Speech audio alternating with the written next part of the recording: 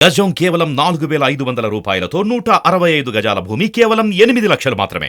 బలవంతమైన సర్పము చలిచీమల చేత చిక్కి చావదే సుమతి అన్నట్టుగా అందరినీ గడగడలాడించే రౌడీ షీటర్ను ఓ 8 మంది యువకులు కలిసి ప్లాన్ చేసి అతి కిరాతకంగా చంపేశారు. నడి రోడ్డుపై బట్టలు విప్పేసి శరీరమంతా ఛిద్రం చేసి హతమార్చారు. వారిని లైంగికంగా వేధిస్తున్నాడన్న కోపంతో అంతం చేశారు. ఫుల్ డీటెయిల్స్ తెలుసుకుందాం.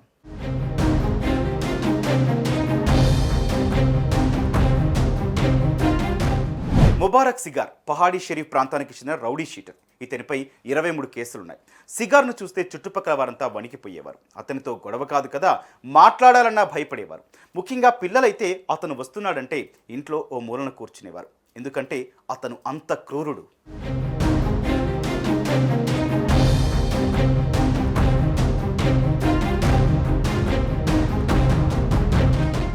ముబారక్ సిగార్ తన ప్రాంతంలోని కొంతమంది యువకులను వేధించేవాడు.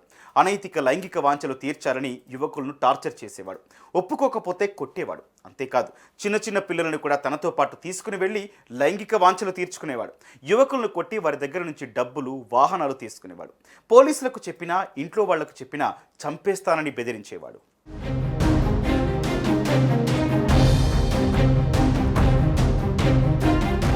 అలా సిగర్ టార్చర్ను తట్టుకోలేక, వారి సమస్య ఎవరికి చెప్పుకోలేక లోపలే కుమిలిపోయారు యువకులు. అతన్ని హతమార్చితే అందరికీ ఇబ్బందులు తప్పుతాయి అని అనుకున్నారు. అందుకే అతని హత్యకు ప్లాన్ చేశారు 8 మంది యువకులు. బాలీపూర్లో రాత్రిపూట సిగార్ వెళ్లడాన్ని గమనించారు. అతన్ని ఫాలో చేశారు. తమతో పాటు తెచ్చుకున్న ఐరన్ రాడ్లు, కత్తులు, వుడెన్ బేస్బాల్ స్ట్రైక్స్తో అతి కిరాతకంగా చంపారు. రక్తం వచ్చేలా కొట్టారు. చనిపోయాడని తెలుసుకొని అక్కడి నుంచి పరారయ్యారు.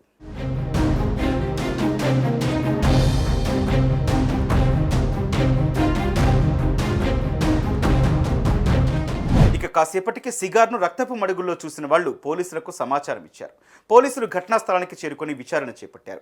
రౌడీ షీటర్ ముబారక్ సిగార్ను హత్య చేసి తప్పించుకు తిరుగుతున్న ఈ 8 మందిని గంటల వ్యవధిలో పోలీసులు అదుపులోకి తీసుకొని రిమాండ్కు తరలించారు. నిందితుల వద్ద 3 సెల్ ఫోన్లు, 4 బైక్లు, 4 కత్తులు, వుడెన్ బేస్బాల్ స్ట్రైక్స్ను పోలీసులు స్వాధీనం చేసుకున్నారు.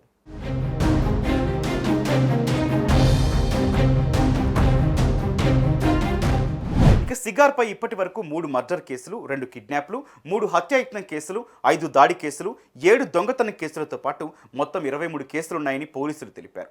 స్థానికుల నుంచి దౌర్జన్యంగా డబ్బులు, సెల్ ఫోన్లు, బైకులను లాక్కొని తిరిగి వాళ్ళకి ఇచ్చేవాడు కాదని, మైనర్లను బెదిరించి హోమోసెక్స్కు పాల్పడేవాడని తేల్చారు. అలా యువకులను కూడా టార్చర్ చేశాడని తేల్చారు.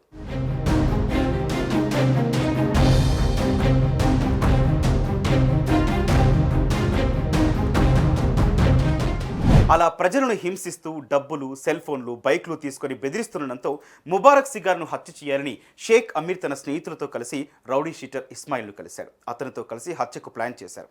అలా రాత్రిపూట ఒంటరిగా వెళ్తున్న రౌడీ షీటర్ ముబారక్ సిగార్పై రౌడీ షీటర్ షేక్ ఇస్మాయిల్, షేక్ అమీర్, మహమ్మద్ సయ్యద్, షేక్ హుసేన్, అబ్దుల్, ఫరీద్ ఖాన్, సయ్యద్, షేక్ హుసేన్, సయ్యద్ ఖాజా, సయ్యద్ ఇలియాస్, మహమ్మద్ సమీర్లు గొడవకు దిగారు. మాటా పెరగడంతో బేస్బాల్ బ్యాట్, కట్టెలు, కత్తులతో రౌడీ షీటర్ ముబారక్ సిగార్ను విచక్షణారహితంగా దాడి చేసి హతమార్చారు. అనంతరం అక్కడి నుంచి పరారయ్యారు. కానీ పోలీసులకు చిక్కారు. ఏదేమైనప్పటికీ ఓ మనిషి ప్రాణం తీయడం తప్పు. పోలీసులకు కంప్లైంట్ చేసి ఉంటే ఇప్పుడు యువకులు జైలు పాలయ్యేవారు కాదు. ఏమంటారు? కామెంట్ చేయండి.